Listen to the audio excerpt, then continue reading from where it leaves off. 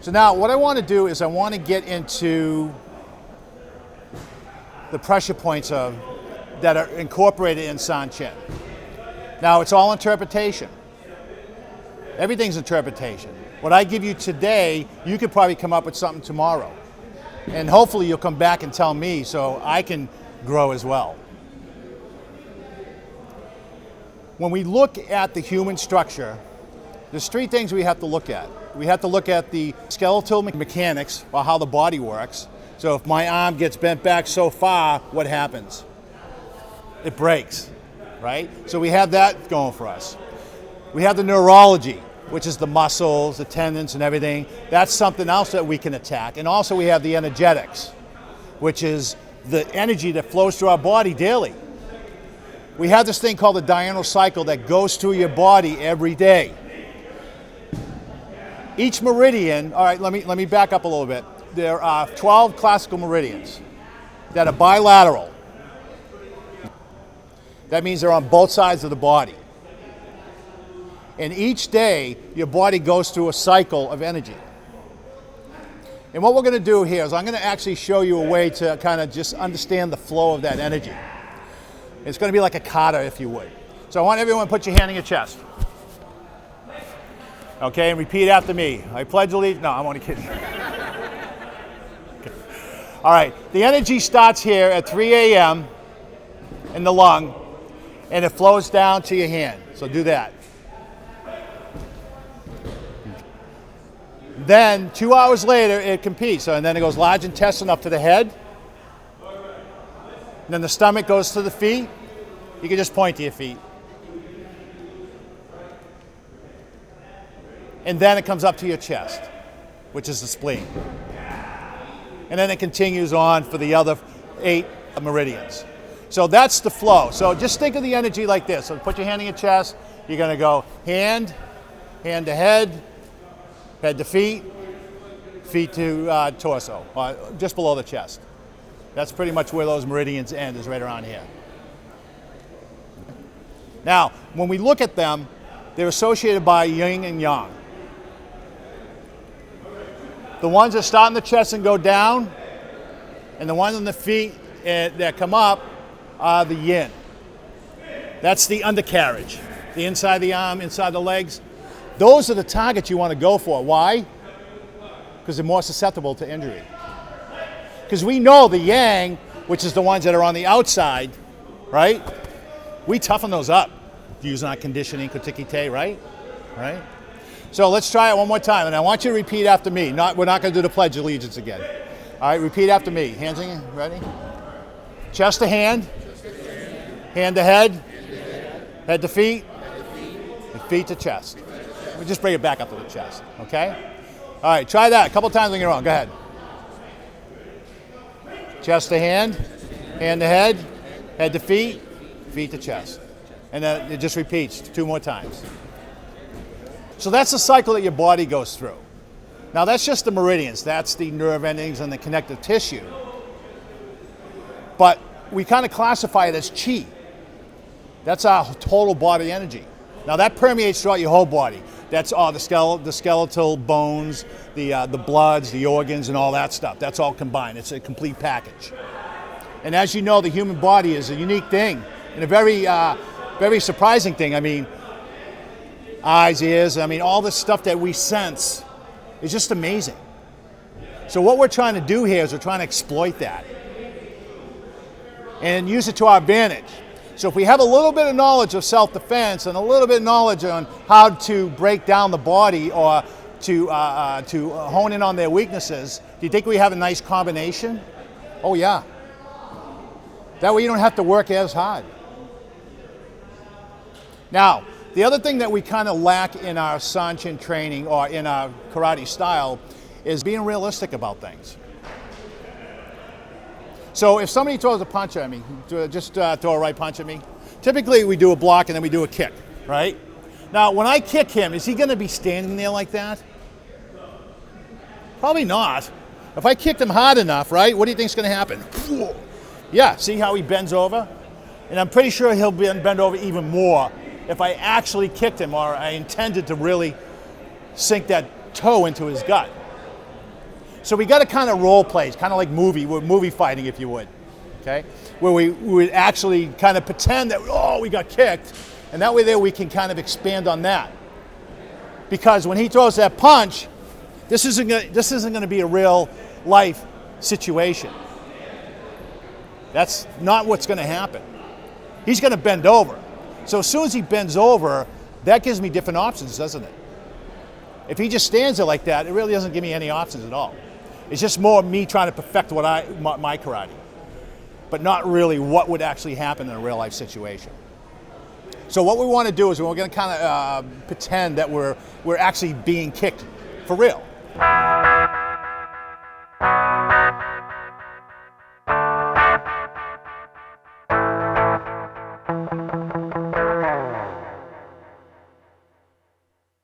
All right, so the first thing we're going to do is we're going to work on the stomach meridian. Stomach meridian starts right underneath the eye.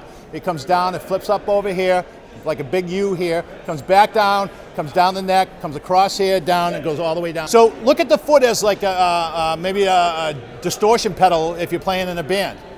You hit it, and now you get a different sound. So what this is doing, we're activating it. Then what we're going to do is we're going to shoot here to the mid side for the stomach, which is basically, if you cut it in thirds, you got a third here, third here, third here. Right in between where that line is, that's where you're going to be shooting. You're going to be shooting low. Because remember, he can build his muscles up here, but as it goes down, it gets tender. He can't really develop these muscles down here. So if I strike him here, he might be able to take it. But if I strike him here, he's going to have a harder time. So the opening of Sanchin goes like this. Put your right foot forward. Just grab me here. Actually, grab me with this hand. Just grab my shoulder. I just don't want to get the lapel mic here. All right? So basically what's going to happen here, as I do the opening of my Sanchin, put your either foot forward. Doesn't matter. I'm going to step on the foot here. Now, he's going to pretend that I actually hit him hard. So as I hit him hard, he comes forward. Bend over. There you go. And then I come up here and I strike. Now, because there's so many stomach meridians up here, it doesn't matter what I hit. Okay. Because what happens is as soon as I tap on that foot, there's a threat. So all the stomach meridian energy goes down to that foot to defend it, which leaves the rest of it weak. I hit him here, he bends over. I hit him here, most likely he's knocked out. So what I'm trying to do is degrade it. His energy. So with your partner, what we're going to do, nice and slow, is we're going to step on the foot, we're going to strike here as hard as we can, right into the bladder area. He's going to bend over because he just got hit and he doesn't know what to do. And then I come up and I strike. And it doesn't matter where I strike, just come up and just whatever you get, whatever you get. But because of safety reasons, we want to do it slow, slow, slow. Okay? All right, try that with your partner. Nice and slow. Everybody okay with that? You understand that? Yes. So what I'm trying to do is give you purpose for your opening of Sanchin. So now when you do your opening of Sanchin, you're like, hey, I'm trying to attack the stomach meridian. We're trying to degrade the energy in the body, right? Because we want to exploit that human weakness. We're all the same. And who here has 3 eyes? Raise your hand. 3 legs. See, we're all the same. Now, some people have a higher tolerance than others when we talk about hitting these pressure points. Think of it as a bell curve. You're going to have people that it really works on really well, really quick. And then as that bell curve goes up, kind of gets stronger and stronger, and then you get down to the opposite end of that bell curve where it doesn't work on them. But you got to remember, if you're hitting somebody above the waist and they're really strong, go below their waist. Because everyone has a weakness. It all depends on who the person is and what their tolerant level is. But if you got something that's really strong in the upper part of your body, the lower part's probably weaker, or vice versa.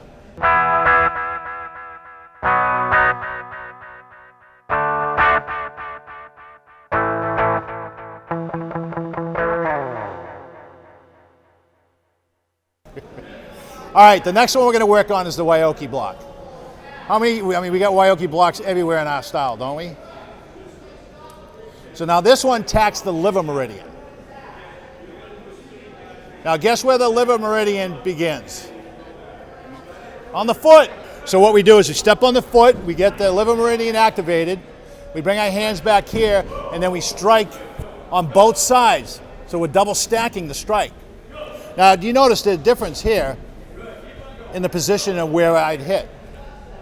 All right, Derek and Marty. Right below the pectoral muscle is liver 14. Right in the curve of the rib is liver 13. And that's the end of the meridian, 14, 13, 14. Now I can strike them on both sides, 14, or I can strike them both on both sides on 13. But what does our Uechi show us? 1, 2. So what we do is put your left foot forward. I step on the foot, I activate it. I come here, I clip, strike here, strike here. That's high. Okay? So what that does is it kind of follows the liver meridian. Now I can go either way. It doesn't matter what side I go. Right? The points are still the same. It just depends how I strike it. Can I just do one? Yeah. I don't have to do both on both sides. If I just step on the foot here, boom. What if I don't even step on the foot? I can still go for 2 meridians at the same time. One activates it, the second one amplifies it.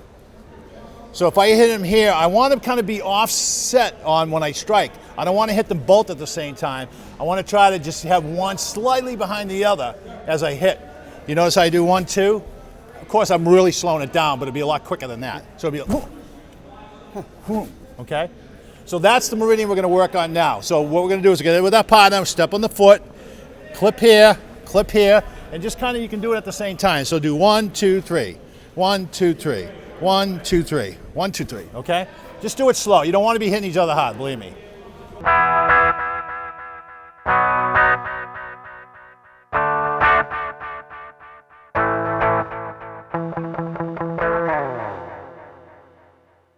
And what I want to do is I want to end with the closed gate. Now when we look at this closed gate, you all probably have some meaning what it represents. But what I'm going to do is I'm going to give you another interpretation of it. Hammer, anvil. So basically this is going to hold what you're going to hit. Or this will activate what you're going to hit. You look behind him. Who, me? Come over here. Okay? Stick out your right arm. All right, he throws a punch at me. What I'm trying to do here is I'm trying to activate the triple warmer, which is right on top of the arm. Right around this section here, there's a zigzag in that meridian. And wherever you see a zigzag in a meridian, there's a lot of turbulence going on there. So what we're going to try to do is we're going to try to activate that. And then what we're going to do is we're going to do the opposite underneath, which is pericardium. So now they're paired meridians. One's a yin and one's a yang. So what we're going to try to do is we're going to try to attack them and make them weaker. So when he throws that punch, as he's coming here, all I do is just a cross block. I just activated that triple warm-up. Now from here, all I do is just come up and I shoot underneath the arm. Does it matter where I hit? Probably not. I can come up under here, I can come up under here, underneath the arm, right? I'm going to get something. So all we're doing is here and here. So just think of that as your closed gate. And what I'm trying to do is give you something that's applicable that you can kind of look at and say, oh yeah, I can use this as a defense movement, right? So you punch, 1, 2, okay? It can be at the same time too if you want. It doesn't matter, but just do it for now. Just do the cross block and then just come up and punch. Can it be a shokin? Sure. Can it be a harakin? Sure. Can it be a flat fist? Sure. It doesn't matter what it is. You can even come up and hit it with the wrist if you want. Just come up underneath and hit it. Okay? All right, try that with your partner. So hopefully this kind of gives you more insight into your Sanchin Kata. Now you have some applications in some of the movements. And what I want everybody to do before you guys leave, whenever you work any type of pressure points, your body's activated. Now, when the point gets hit, it could be up to 20 minutes, and you'll still be susceptible to more injury. So the only way to neutralize any pressure point type working out is do a kata. That'll just give you a reset, a reboot. So hopefully we don't have enough time because they're telling me to wrap up.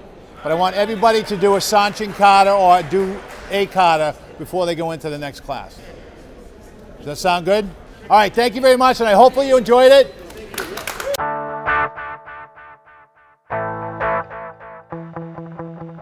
Please don't forget to like and subscribe to LiveDanD.